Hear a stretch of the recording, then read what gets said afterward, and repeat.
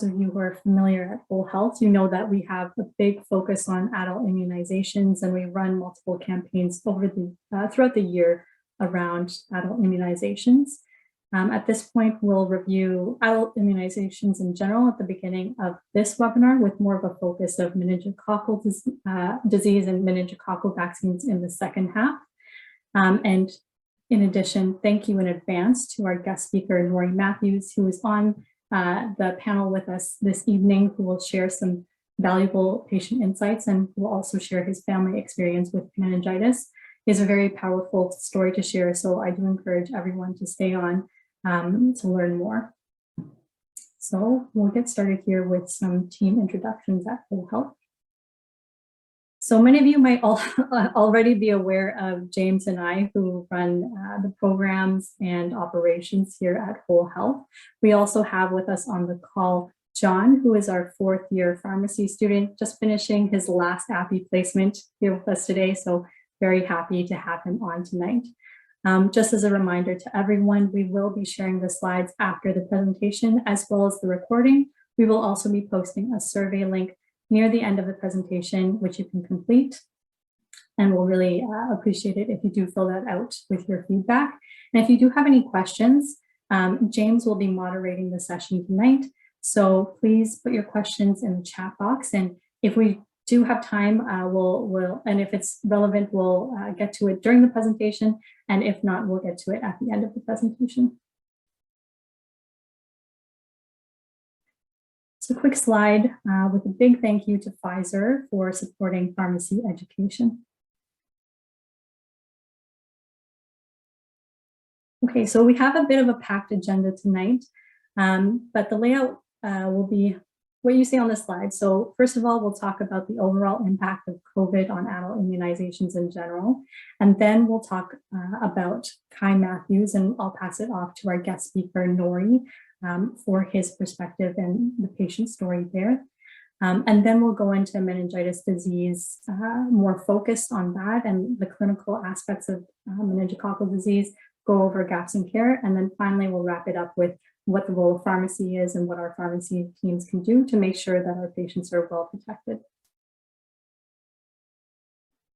Okay, so for these beginning few slides, we'll talk about the impact of COVID on immunizations in general. Now, we know that adult immunizations have been affected throughout the pandemic, and as a result, many Canadians have missed their routine immunizations and are now unfortunately at risk of vaccine preventable diseases. We just wanted to put this slide in here as a reminder of some of the key vaccines that you'll want to consider for various patient groups. So for example, for younger adults, we're usually looking at meningitis, at HPV. For older adults, we want to consider pneumococcal vaccine and herpes zoster. And for pregnant women, we'll want a tetanus, diphtheria, and pertussis vaccine for each pregnancy. And then there are the vaccines that are recommended for every age group. So as you can see on the bottom, it would be influenza every year, tetanus, diphtheria, pertussis once in adulthood, and then tetanus and diphtheria every 10 years. And now with the COVID vaccines and boosters that we're going to be seeing and continue to see, those are recommended as well. These next few slides will go over some data from the Neighborhood Pharmacy Association of Canada and 19-0 that looks at the impact of COVID on routine vaccinations. So as you can see on the slide here, over 4 million Canadian adults have missed or delayed their routine immunizations since the pandemic started.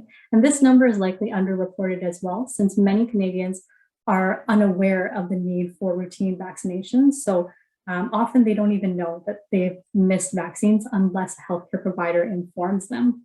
Some of the reasons why this occurs, which you can see on the right here, most commonly is due to the fact of a lack of access to family physicians or to public health, which accounted for almost 50% of missed immunizations. Another high reason for missing vaccines is uncertainty about the need for a vaccine or its available, especially during COVID, which did account for a significant portion as well. So this slide goes into more detail on some 2021 vaccination rate data for tetanus, shingles, and pneumococcal vaccines during COVID-19.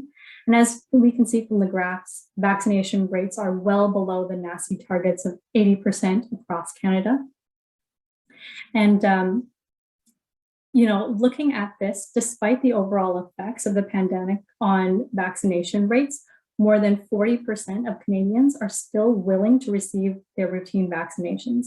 And in addition to that 40, around a third of Canadians are on the fence or unsure, which represents an opportunity for pharmacists and pharmacy teams to educate patients about these vaccines. So the main point of these past two slides have been to show this ongoing need for awareness and education to protect patients. What you can see on this slide and where this data pulls from is from pneumococcal vaccines and shingles vaccines, which are commonly the most common and high awareness vaccines out there at the pharmacy level. So even for these vaccines, there's still an opportunity for pharmacy to exercise our scope to increase these vaccination rates. And just a reminder as well here that both Prevnar and Shingrix are non-prescription vaccines. So a little bit of switching gears here from those older adult vaccines to meningococcal. So I'll run this first poll question.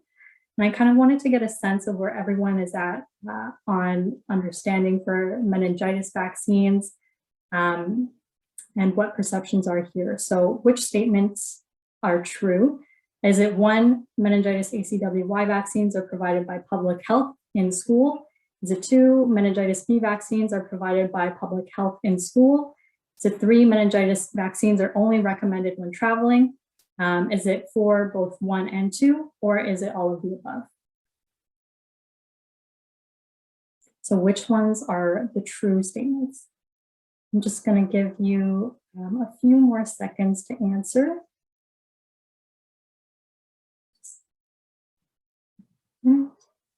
A little bit of a tricky question, I think.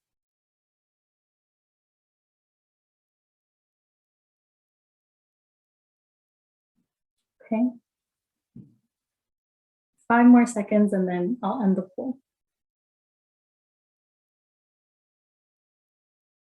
Okay, I'm going to end it now. Okay, so I'll share the results with everyone.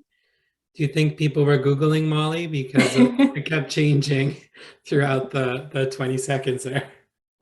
Maybe. It's a little bit of a tough question, as I said. Often in pharmacy, as I was mentioning before, we don't really focus as much on meningococcal vaccines as much as we do on those older adult vaccines. It's based on our patient groups. But we'll go into it later in this presentation, why it's so important for us to bring up meningococcal vaccines as well. And as you can see on the results here, the answers are a bit split, and we'll go into in depth more into meningococcal later in the presentation. But just to review some of these answers, so meningitis ACWY vaccines are provided by public health and school. So yes, this is definitely true. It depends on timing. So different provinces have different grades in which meningitis ACWY vaccines are provided in school. The second answer, meningitis B vaccines are provided by public health and school.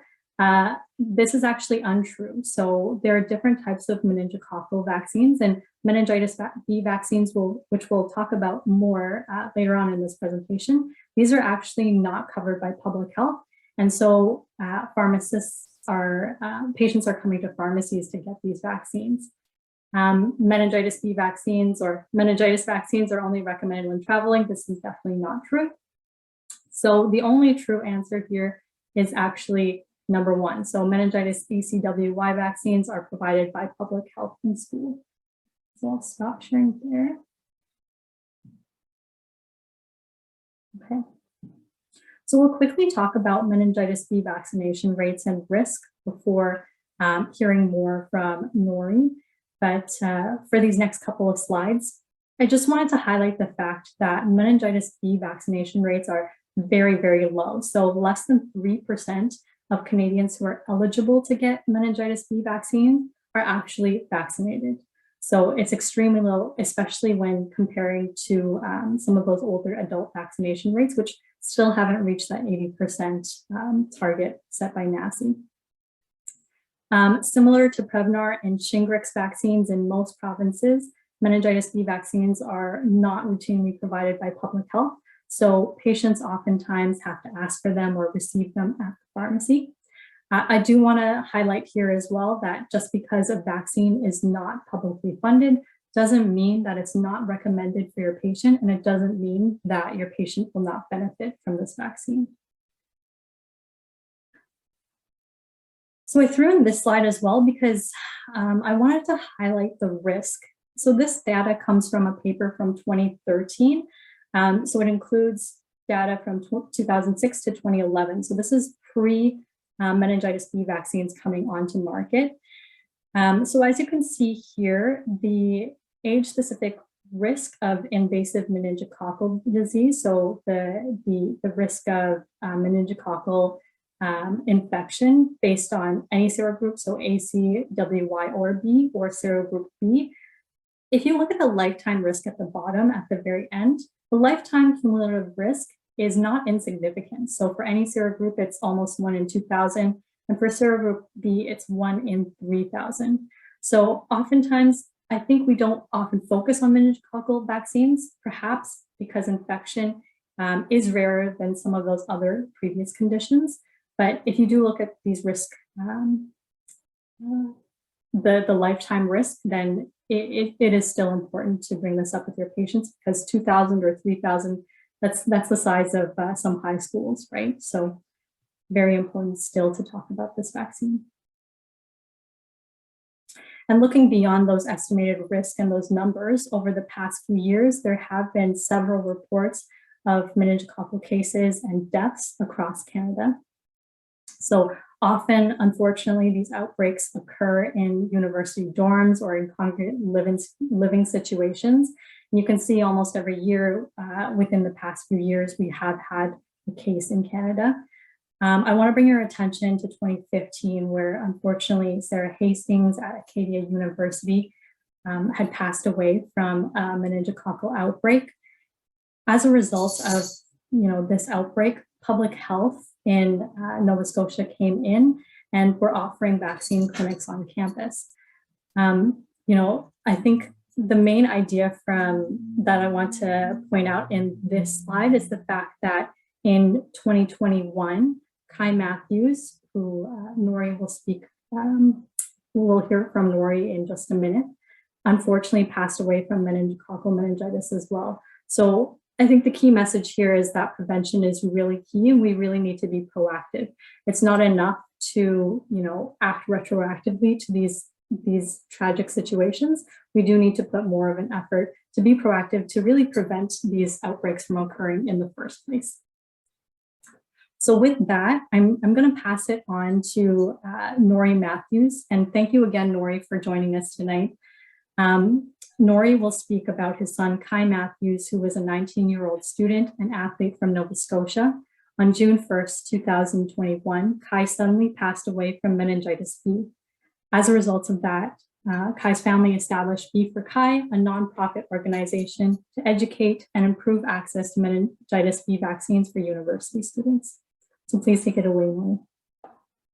Thank you, Molly. Thank you for the opportunity to be here and talk to you. I'm grateful to have be able to tell our perspective. It's a tragic story, and it never gets easier to tell. And I haven't actually done this particular thing in a number of months, so I'll try to keep my composure. But it's an important story to tell. This next slide, Molly, please. So this is a photo of Kai at Acadia with my daughter Bea and my niece Jada. They're both Acadia students as well. Kai was a healthy, vibrant 19-year-old who just finished his first year studying kinesiology at Dalhousie, or Acadia University in Nova Scotia here. He was a talented athlete, and he had a passion for snowboarding and soccer. He proudly represented Nova Scotia in freestyle snowboarding at the 2019 Canada Winter Games. And so it was a natural choice for him to apply his love of sports towards a kinesiology degree at Acadia. And he had a bright future ahead of him, there's no doubt. Next slide, please. On the evening of May 30th, Kai suddenly developed a high fever and severe body aches. His symptoms progressed very rapidly, and the doctors told us he was fighting some type of massive infection. He was started on antibiotics in a race against time to fight and slow down the infection, which they suspected to be meningitis. On June 1st, Kai lost his fight. He had only 30 hours passed from his first sign of symptoms on May 30th until we had to make the impossible decision to take him off life support. When the ICU doctors confirmed us that he had contracted a meningitis B infection, my wife and I were shocked and confused. Next slide, please, Molly. This is a photo of Kai getting his meningitis vaccine when he was 13 years old. We consider ourselves a very vaccine-savvy family. We've traveled extensively throughout the world with our kids when they were young, and we've taken numerous vaccines to protect ourselves against diseases while traveling, including meningitis. But we had never heard of meningitis B or Men-B. We had no idea that Kai wasn't protected from Men-B after he got his provincially funded meningitis vaccine in grade 7. And furthermore, we didn't know there was a vaccine for Men-B that's been available in Canada since 2013. Next slide, please, Molly. The fact is, there's a severe lack of awareness and transparency about Men-B in Canada. Most people think that meningitis is a singular disease, but they don't know there are 5 strains of meningitis. We didn't know. And they assume that the publicly funded vaccine their children receive in grade 7 protects them fully, but it doesn't. As parents, if we had known about Men-B before Kai started university, we would have vaccinated him for it in a heartbeat. There's no doubt. Our family doctor could have mentioned it to us. We could have learned about it during his university orientation week, or our pharmacist could have suggested it to us as well. But we didn't know, and the majority of parents do not know, and you cannot act on what you do not know. Next slide, please. Since losing Kai, we've spoken to other parents in our grief process who have also lost a child. One of those parents who lost their daughter 20 years ago gave me some advice and a quote, which I find very meaningful. I wanted to relay. The quote is simply this: grief is love with nowhere to go. And what that means is that when navigating the grief of losing a child, it's important part of the healing process to try and channel the love you had for that child into something tangible and positive. And so we've taken a decision to turn some of our grief into action and make something positive come out of this tragedy. My wife and daughter and I started an organization called B for Kai last summer in July, a month after Kai passed away. And we use it as a platform to raise awareness about meningitis B in Nova Scotia. We're now a registered non-for-profit, and we've told Kai's story far and wide with the hopes of informing parents, young adults, and adolescents about Men-B and the vaccine that can help protect against it. Next slide, please, Molly. In July and August, the awareness that we raised in Nova Scotia was so profound, and there was so much of a demand for the vaccine that pharmacies were running short and there's a backlog. They started to put billboards up, as you can see here, to local pharmacies here in Nova Scotia that advertised they had the vaccines in stock for the demand to be filled, which was very heartwarming. It meant that our message and turning our tragedy into something that was positive was starting to work. Next slide, please. Losing a child, a healthy child, in the prime of his life to a fatal disease is an unthinkable tragedy. But when you realize that you've lost a child because of a preventable disease like meningitis B, the magnitude of that tragedy becomes even more impossible to comprehend. Next slide, please. So our goal with B for Kai is to educate, advocate, and vaccinate about meningitis B. This is a vaccine preventable disease, and we want to help prevent the preventable and ensure tragedy like what happened to our family and to Kai never happens again. We've recently been engaged with a national awareness campaign that was supported through the National Meningitis Foundation, and they produced a video for us which tells Kai's story in a very impactful way, and I wanted to share that video with you now.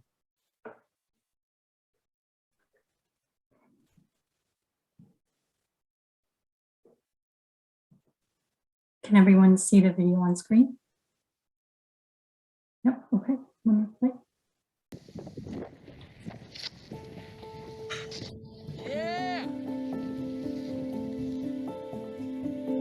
Kai was a very gentle soul, bit of a quiet leader. He loved his sports, loved to play any sport, I guess, but he had a passion for soccer and snowboarding.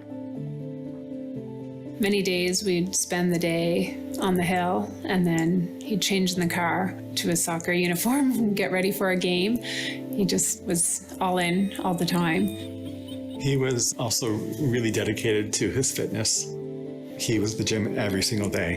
It made us really proud to see him with that dedication. He was at the prime of his life.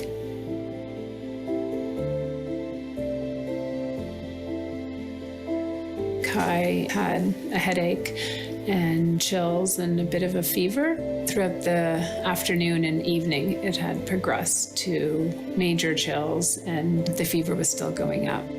His body aches became more severe. Particularly, he started complaining about tailbone pain. That's when we realized that something else is happening here. His condition deteriorated very quickly. We were in and out of the hospital a few times. The initial thing they told us was that your son is fighting some type of a major infection. When they eventually told us that it was a meningitis infection, we were confused. We couldn't understand how that could be the case because we had Kai vaccinated when he was 12.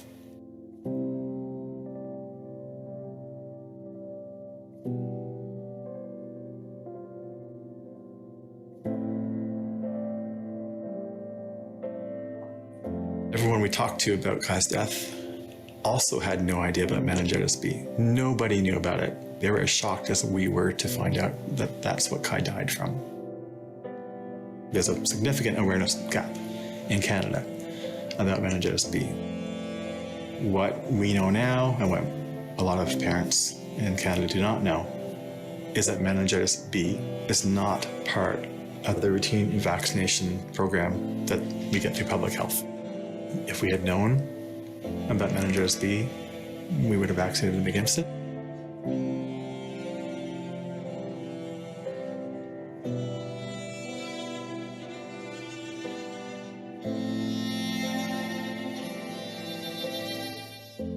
Our daughter, Vea, is 17. We are so thankful to have her. And I know that she's affected dramatically by what's happened. We needed to make something positive out of Kai's death. We decided to start an awareness campaign, and we called it Be for Kai. By making Kai's death meaningful in that it will help raise awareness about meningitis B and help parents to act on an informed decision to vaccinate their children against it. That's a good feeling in a time when really nothing feels good for us right now. Then getting responses by email overflowing saying thank you, and we've just gotten our kids' first dose done, thanks for the awareness. It's a really good feeling for something that's so tragic. We know Kai would be proud.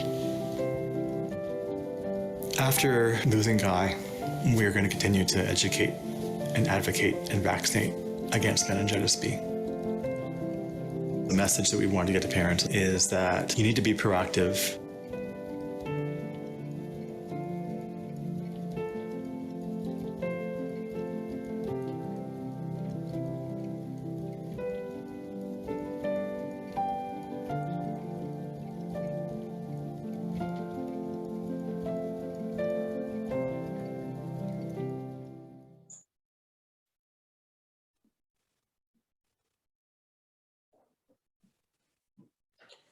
Thank you for your time to listen to our story. Thank you very much, Nori, for sharing your story.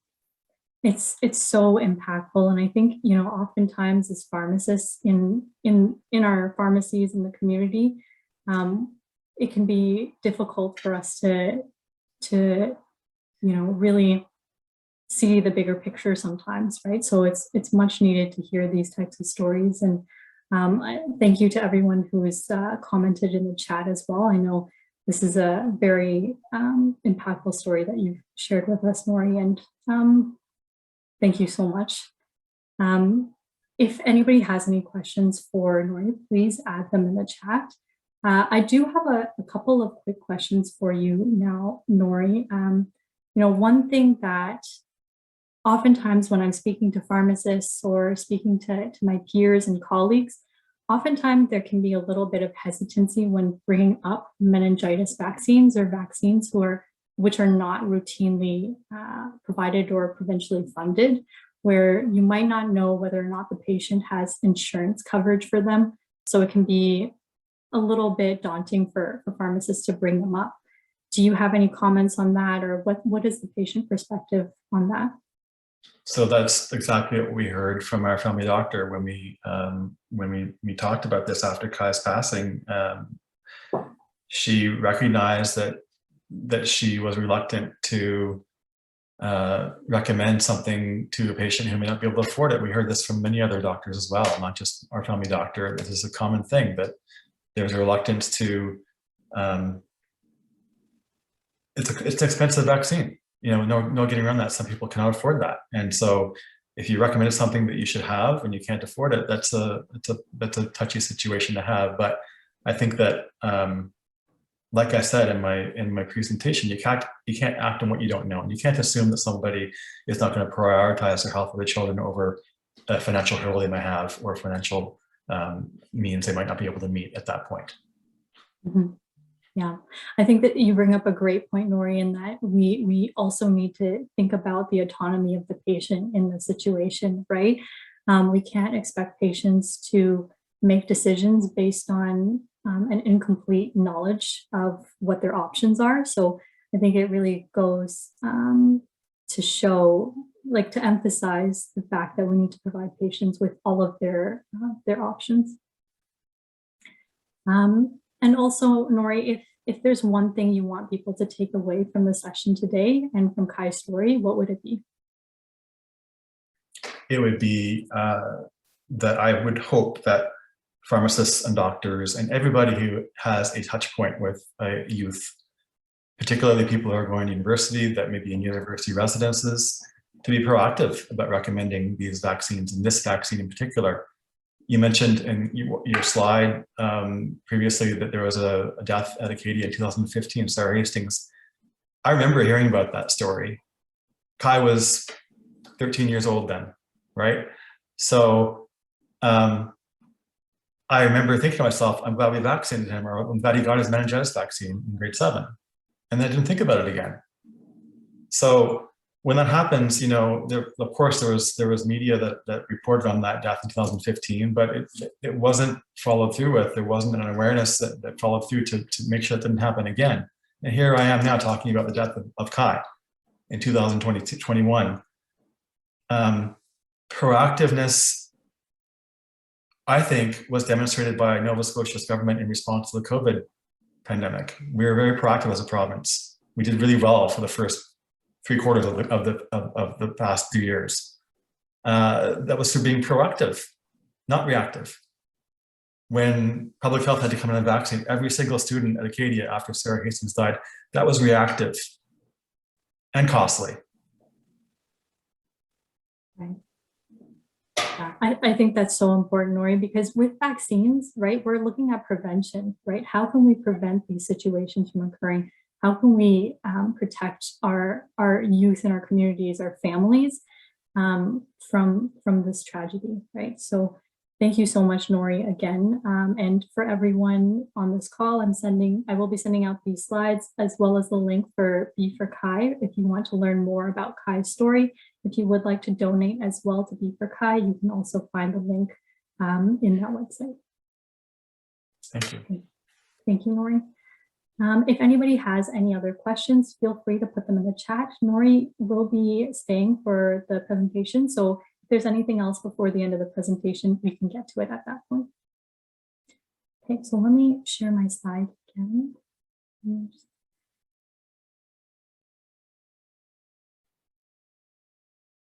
Okay, so at this point, we'll take some time to discuss meningococcal disease in Canada. And so I'll actually pass it on to John, who will go over these next couple of slides about invasive meningococcal disease. Thank you for the introduction, Molly. So for the next couple slides, I'll be reviewing meningococcal disease in general and in Canada as well. So to start, invasive meningococcal disease, or IMD, is a serious infection that's caused by the bacteria Neisseria meningitidis. It's quite prevalent in young adults, with about 25% being asymptomatic carriers. In addition, the bacteria has 13 known serogroups. However, most cases of IMD are due to 5 strains. Those serogroups are A, B, C, W, and Y, which all have vaccines against them. And out of those serogroups, meningococcal B disease is the most prevalent at 60%. So why should we care about this?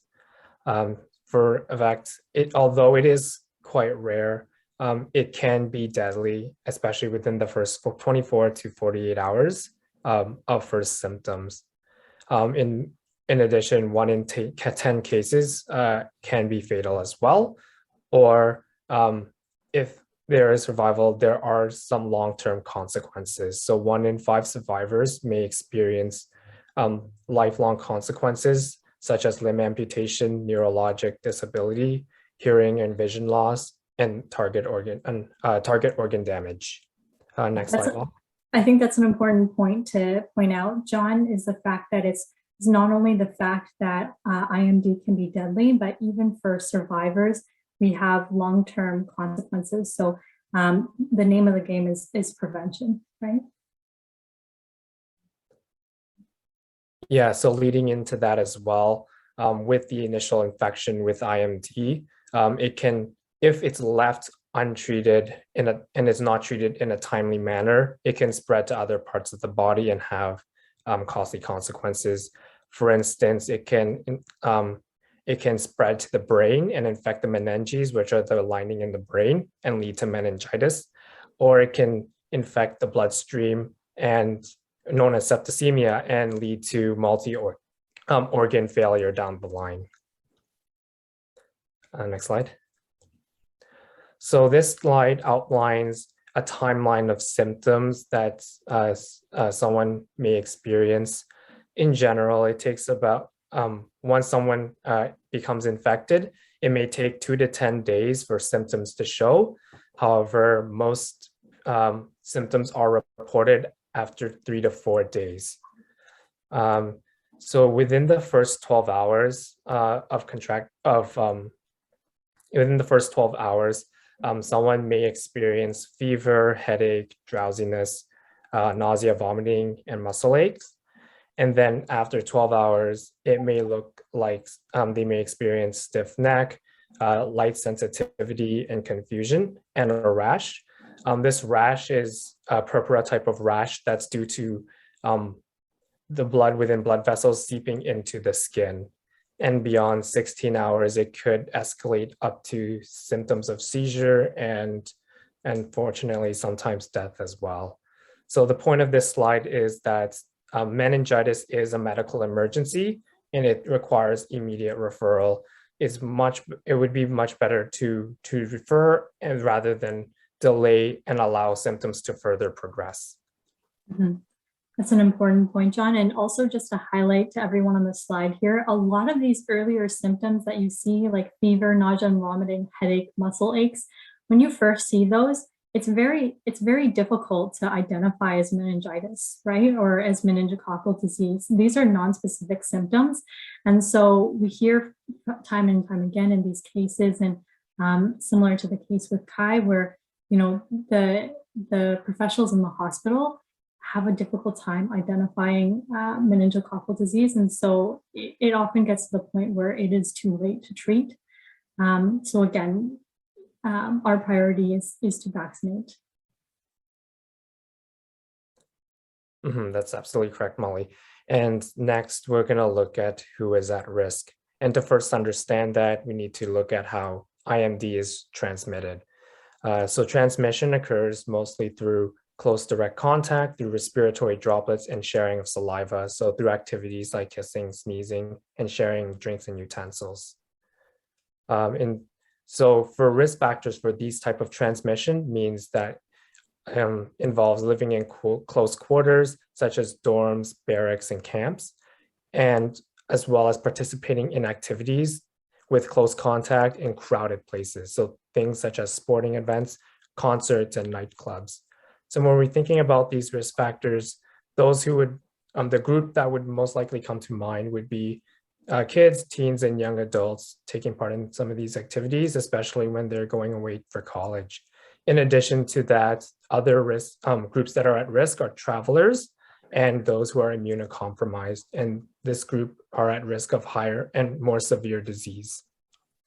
So Molly, there was a question from Facebook, and I think we just addressed it on that slide, but I'll read it out just in case. What are the risk factors for being more susceptible to this infection or at a highest risk for contracting meningitis? Yeah, it's a great question because it kind of leads to who we're recommending this vaccine to, right? So if you look at the transmission, which John just went through, it's through direct contact or sharing, being in close contact and close proximity. So oftentimes it is in those group housing situations, such as dorms. That's why these outbreaks more commonly have occurred in universities, unfortunately. And then also, the activities like sports, concerts, and any time that people are congregating together, such as when they're at Hajj or Umrah, that puts patients at high risk. So those are the patients that you'd want to speak about. And we'll talk to specific groups later on in the presentation as well. Okay, so in these next couple of slides, I'll go over the gaps in care and a little bit more about meningococcal vaccines. So on this slide is a summary of both meningitis ACWY and meningitis B. As you can see on the left-hand slide with ACWY, as we mentioned before, it is routinely provided through public health. And based on which province you're in, this can vary in terms of the timing. It is important to note that during COVID, a lot of these routine vaccines that were provided in schools have been delayed or have been missed because students just haven't been in school. So there have been around, I think, 2 cohorts of students who have not gotten either their meningitis vaccines or their HPV vaccines within school. In terms of what public health is doing about it, because each public health unit is very separate, there isn't, a blanket strategy that's being done about this. There is an opportunity here if you do want to provide patients with meningitis ACWY, if cost isn't a concern to them and they don't want to wait for the publicly funded vaccine in terms of catch-up, you can provide it to them and their children within your pharmacy as a paid service. Now onto meningitis B. As we mentioned before, it's not publicly funded and there's a general lack of awareness where patients are usually expected to seek out meningitis B vaccine. But the issue here is the vast majority of patients do not know the difference between meningitis ACWY or the publicly funded meningitis vaccine and meningitis B. So even studies done in pharmacy students found that even pharmacy students, 80% of pharmacy students did not know the differences between these vaccines. And we expect that, pharmacy students, they should be some of the most knowledgeable students about it, right? So that just goes to show the lack of awareness and the gaps in place. And in general, as we mentioned before, students and families are unaware that meningitis B is excluded. They're unaware that they're not covered. So the role here for us is to at least start the conversation with them and to bring up these vaccines and to recommend it when appropriate. So I'll go into the meningitis vaccines on this slide. So as you can see, there's two different types of vaccines. There's the meningitis B vaccines, where we have Trumemba for ages 10 to 25. It's 2 doses, 6 months apart. And there's Bexsero for ages 2 months, 25 years old. It's also 2 doses at 1 month apart. We also have meningitis ACWY vaccines, where we have Nimenrix, Menveo, and Menactra, with Nimenrix being the widest indication age. These are all 1-dose vaccines. And as a reminder here, meningococcal vaccines are all Schedule II vaccines. So they're non-prescription vaccines. We are able to provide them within our pharmacies.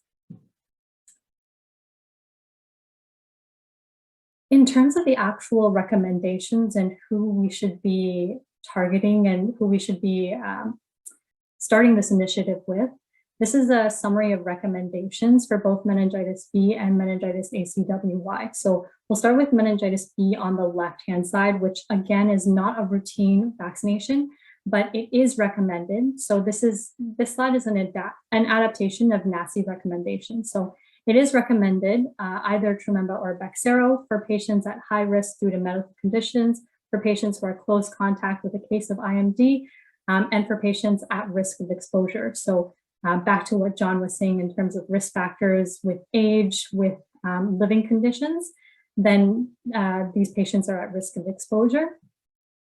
And then for meningitis ACWY, which is a routine vaccination, which is given in grade school, it is recommended and is routinely given to all adolescents, 1 dose.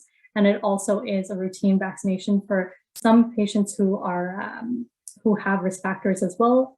This can depend on province, but it may be given in this case to patients who are in the military or if they're working with Neisseria meningitidis in the lab. The groups that I want you to focus on in this presentation is the ones highlighted by the green square here, is where pharmacy can really make our recommendations. So again, for meningitis B, it's for patients at risk of exposure. And for meningitis ACWY, it's for travelers to endemic regions, which John will go over in the next couple of slides. So we as pharmacists can really make a recommendation for these patient groups. And just as a reminder here, even though age 5 to 25 is a higher risk, in the NACI guidelines, it specifically states that you can consider Trumemba for patients who are aged 10 to 25, even if they're not at high risk of IMD. So patients that, regardless of whether or not they live in dorms, as long as they're in that age range, this is the indicated age range for Trumemba, and NACI states that you can consider case by case for these patients and have that conversation with them so that patients can make an informed decision about that. So I'm just going to get into the groups that would benefit most from pharmacies, as Molly was saying and summarizing in the last slide. Youths ages 10 to 25 are at high risk, and although they may not have high risk features, the NACI recommendations do recommend that they should be considered for meningococcal B vaccinations. And this, as we have seen in the presentation, is due to high levels of outbreaks that unfortunately happen within dorms and housing. There are high carrier rates and highest risk at 15 to 25 years. And despite the recommendation, it's not covered within public funding, especially, I guess, for individuals, most individuals in this age group, because the conditions for coverage would involve having high risk features or close contacts. And to go back to what was said before, just because they are recommended doesn't mean that they're not funded, and doesn't mean that pharmacies should not be recommending them, because yeah, I think that's a great point to bring up, John, like the distinction between what's recommended in terms of the provincial level, in terms of what's funded, right? There's a difference between that and what's actually indicated for the vaccine. And when those things differ, we're completely open within as pharmacists to practice within that indication age range, right? So even if it's not publicly funded, we can provide it to these patients where the vaccine is indicated for them and individually would have benefit for them, right? Yeah, and then the second population that would benefit would be travelers to endemic regions. Most of these regions have meningitis that would they would require the quadrivalent meningitis vaccine. So if you look to the left here, this is the meningitis belt located in sub-Saharan Africa. And it's the region with the highest incidence of meningococcal disease. And recent outbreaks are due to serogroups C and W. And typically these endemics occur periodically during the drier seasons between December to June and can reach 100,000 cases per 100,000 people. The second group would be Hajj and Umrah followers who would be traveling to Saudi Arabia. These outbreaks in this region involve serogroups A and W. And in fact, when traveling to Saudi Arabia, the quadrivalent meningococcal vaccine, which covers A, C, W, and Y, is mandatory to obtain the travel visas. And within this program, they have to the travelers must have received the vaccines within the last 3 years and at least 10 days prior to arriving to Saudi Arabia.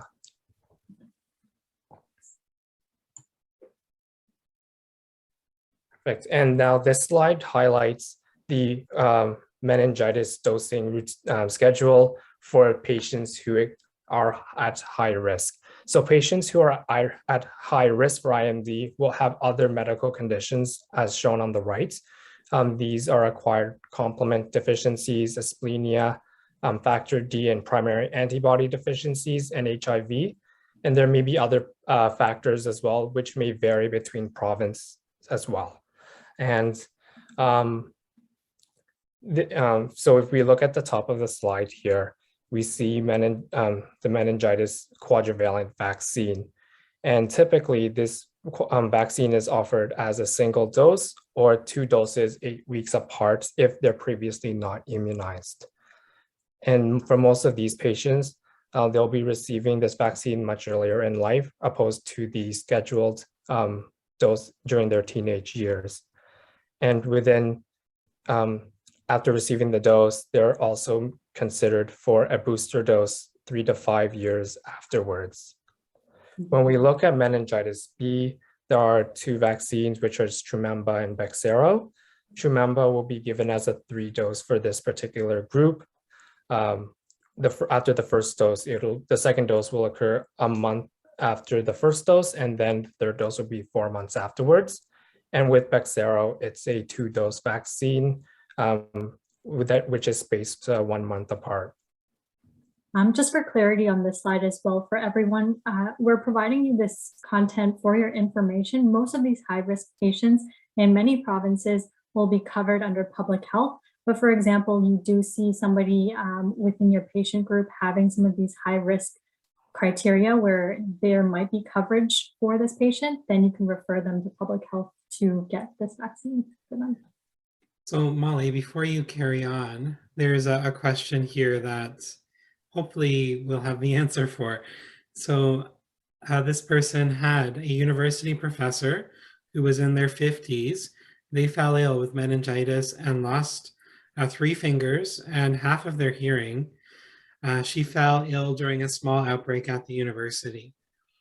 So the question is, if we have patients specific to that cohort, so in close proximity to an outbreak, can we recommend vaccination in that group too?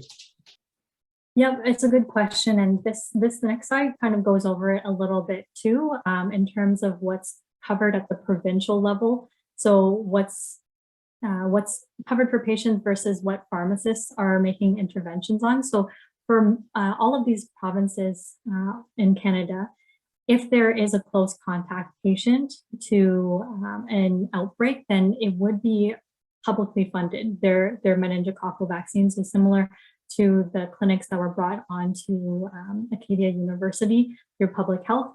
These patients would have public funding for these vaccines. And another group would be if they have some of those high risk criteria. So HIV, asplenia, if they have antibody deficiencies. And just a note that some of these criteria may vary across provinces. And some provinces may not have coverage as well. So in those provinces where there is no coverage for high risk patients, then you might want to also bring up this intervention with them. And you can see on the bottom right there that John has summarized the age groups in which vaccination would be covered for these patients falling under public funding. So depending on the age group and the province, they would be covered. It's almost like that question was planted. Was it you, James? No, it's not me. Do you have anything else to say on this slide, John? Oh no, that's you've summarized it, Molly. Okay, so I know we're running low on time. I promise we're wrapping up, everyone, so we can have some additional time for Q&A if needed. I do want to bring on this additional poll question. Let me just run it now and test everyone's listening skills. So which groups should pharmacy engage for meningitis vaccines? Is it A, patients aged 10 to 25 for meningitis B, patients who are traveling to Africa for meningitis ACWY, C, patients who are traveling to Saudi Arabia for ACWY, or D, all of the above? So I'll just give you 1 minute or a couple of seconds to finish up. It's a little bit easier than my first question.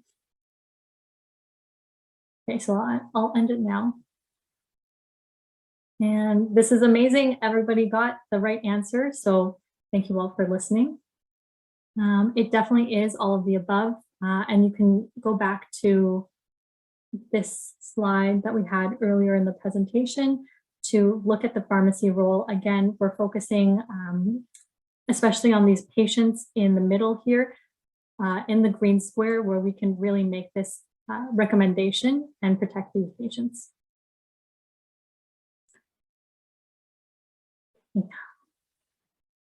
Okay, so as a summary slide, who, when, and how are we running this intervention? The who, so for meningitis, it's ages 10 to 25, where we can, for all patients ages 10 to 25, we can recommend Trememba, or if they're high risk patients 15 to 25, we can, that's more of a priority as well. For meningitis ACWY, everybody gets it in elementary or high school age, depending on what province they're in. But say they were lost because of COVID, or they haven't been able to catch up because of COVID, we can also offer it to patients in that age range, but it will not be publicly funded in that case. We can also recommend it and should be targeting travelers to endemic regions such as Saudi Arabia and sub-Saharan Africa as well.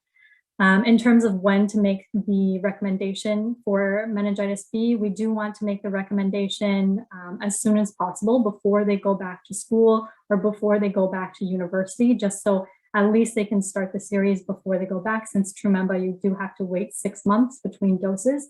And then say you do one now and do one either when they're back for the holidays, or at another point when they're visiting parents. Another opportunity to bring up these conversations is for other appointments. So if they're doing other flu shots, if they're doing boosters, other vaccines, these are non-live vaccines, so they can be co-administered with other vaccines.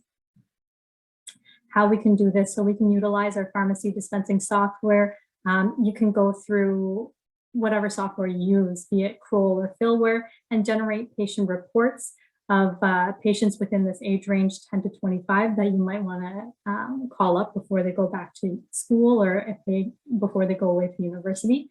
And then you can also use more passive ways of spreading awareness. So by showing pamphlets, handouts, and practice tools within your pharmacies. And for our whole health stores, we have mailed out a toolkit for you with lots of countertop displays, lots of pamphlets for you to display in your stores. If you haven't received that already, it should get to you by the end of the week. Yeah, and Molly, another way would be, a lot of our pharmacies have social media channels. So using the video telling Kai's story would be another very impactful way to generate interest among your community. Yeah, definitely. So any external communication channels that you have would be a good way of spreading awareness. And, using your internal patient list as well. For pharmacists that have done the COVID vaccines over the past couple of years, it's almost a unique opportunity where we do have this list of patients within our communities within this age range, right?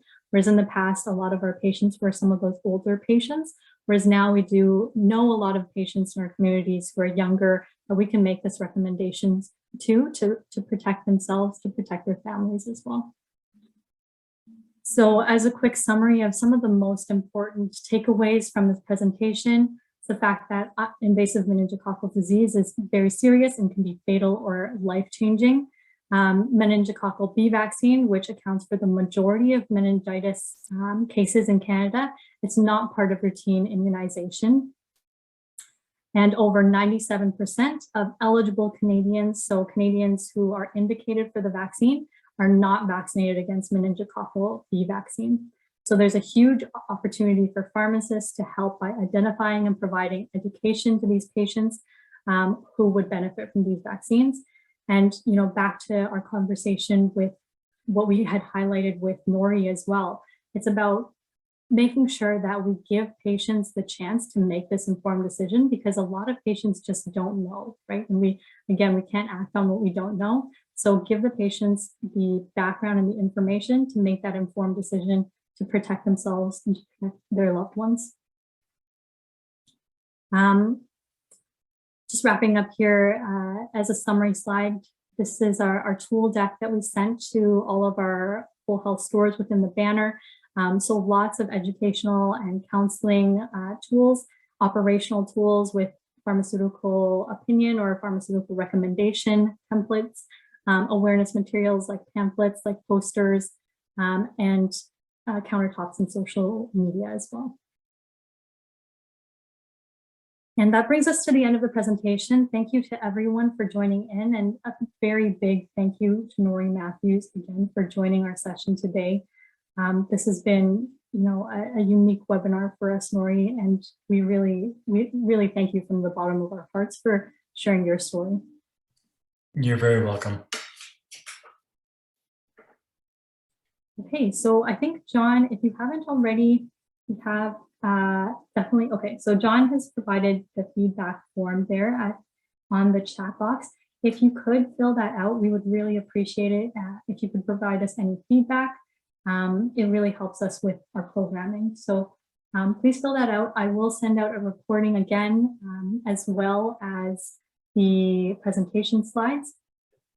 And if you have any other questions, please feel free to email me and to visit the website for B4Chi as well. All right, Molly, I'm not seeing any questions, so I'll just say thank you, Nori. It's nice to have a fellow Nova Scotian on here, and we'll do all we can to get Kai's story out there, and maybe we can get some more shots in arms. So thank you so much. Thank you. Thank you for sharing the story.